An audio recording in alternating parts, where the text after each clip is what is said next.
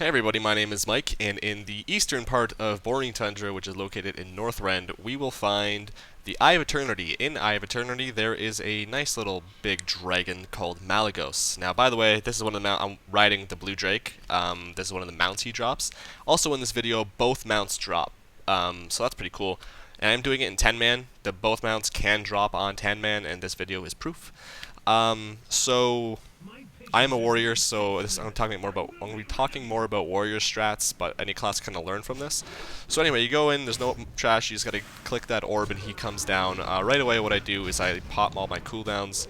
I also pop retaliation, and I save my victory rush spell, which I still don't remember what it is. I'm sure thousands of you will say stuff in the comments what it's actually called, but I save my victory rush for when I'm about 80%, because if I use it at around 80%, I go back up to about 95, which is more than enough.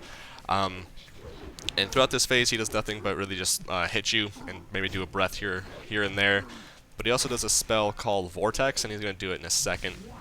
He's doing it right now. And during Vortex, you can't melee him, but you can use your throw ability. And all the DPS you can get on him, the better. So as you see, he's doing a throw right now. And that thing right there that I'm targeting, the spark, those you want to kill. Especially if you're not really good with the DPS, those will help you, because if you kill a spark, now if you're a ranged, make sure you kill it on the platform. So because when it falls, you'll see. I'm gonna go kill it right now. When the spark dies, it releases this electric thing on the ground, that right there, and I'm going to hover over the debuff in a second, but it's actually not a debuff. What it does is increase your damage by 50%, and if you're not good with the DPS, that really helps. And as you see, there's another one coming in to the left, but he's almost at 50%, so I'm not going to really worry about it, because at 50% phase 2 begins. Now quickly about the sparks, if he gets the spark, it increases his damage by, I think, the same amount, so we might not want to let him get it if he's not close to 50%.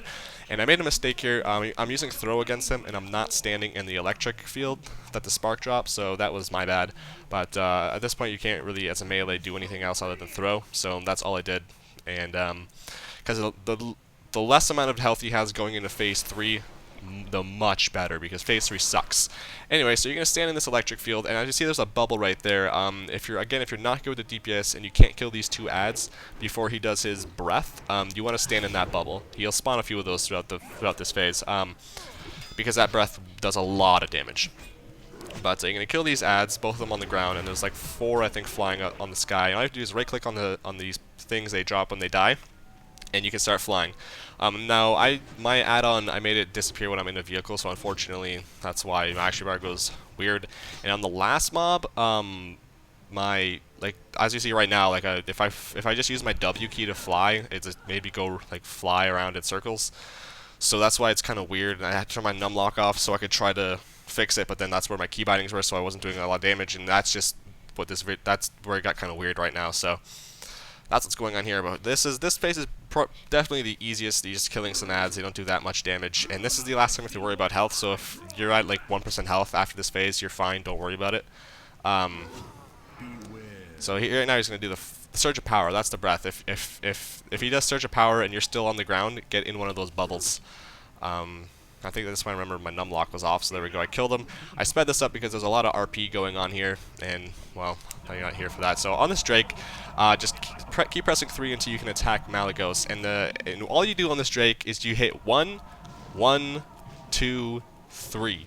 Now you're gonna be low on energy a lot, but with that strategy, what happens is 1, 1 gives you 2 combo points, and when you press 2, it uses those combo points, puts a dot on Malygos, and does a lot of damage. And then right after, you can press 3, because he does, watch out for those sparks, by the way, he also focuses on you, which does a lot of damage. Now, back in the day, your 5 key was your shield, and that's what would prevent you from dying. But at this point, I believe the Drakes scale with your gear, so the 3 is a heal ability.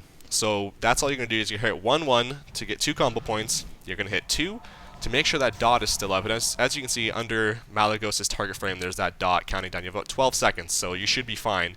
And also under my player frame, you see my pet's health, and I don't think I ever go under 90% health. So that's all you gotta do is no matter what, keep that rotation. 1, 1, 2. As you see, I don't have enough energy because 2 takes 50 energy, so I just keep pressing it till it happens, and then I press 3 right away, and I just keep repeating it. At this point, I speed up the fight because that's all I'm doing is 1, 1, 2, 3, staying out of those static things, and it's an easy fight if you follow that strategy. Don't worry about shield. Don't worry about your 6th ability, which makes you speed up. Don't worry about 4. I think that's an AoE heal. Do not worry about it. What you do is 1, 1, 2, 3. That's it. And the dots will kill him, and you'll be fine before he enrages.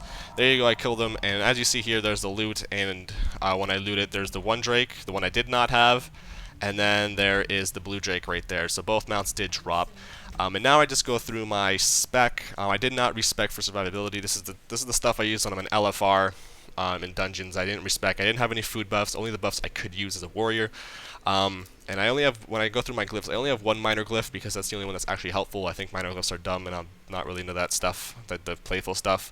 So those are my glyphs, and now I go through my gear as well. I'm only a 370, or not 379. Wow, 479 eye level warrior, which isn't that bad, but mostly heroic, or I mean raid finder gear.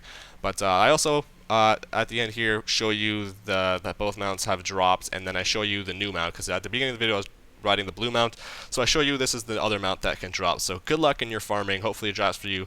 I love you all. You're very, very beautiful today, and the rest of the days in the year. Have a great day. See ya.